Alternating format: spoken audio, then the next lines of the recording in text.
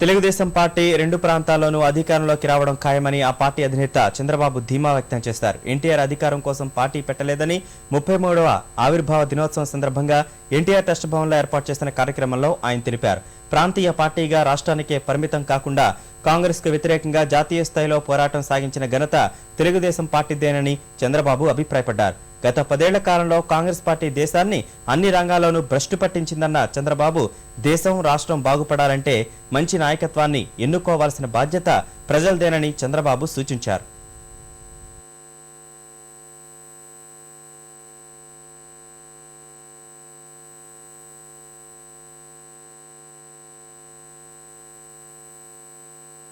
Party పెట్టి ఒక ఆంధ్రప్రదేశ్కే confined కాలేదు.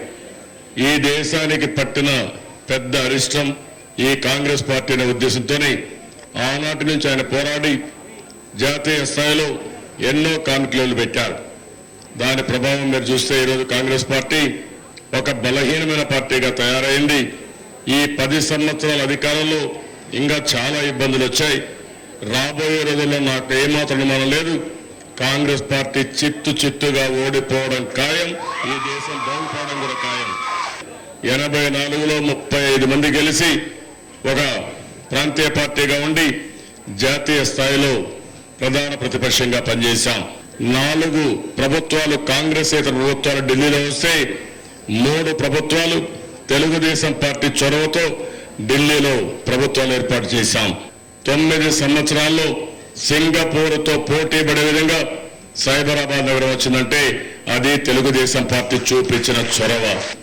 దేశంలో కానీ రాష్ట్రంలో కానీ అలాంటి నాయకత్వం ఉంటే నాకు ఏమాత్రం అనుమానం లేదు, ప్రపంచంలో అమెరికా చైనాతో ధీటుగా పోరాడే శక్తి, అభివృద్ధి చేసే శక్తి ఒక్క ఇండియాకు తప్ప వేరే దేశానికి లేదని చెప్పి కూడా నేను మీకు తెలియజేసుకుంటున్నాను. ఈరోజు తెలుగుదేశం పార్టీ పైన ఒక హిస్టారికల్ రెస్పాన్సిబిలిటీ ఉంది. 2 రాష్ట్రాలు ఏర్పడినాయి.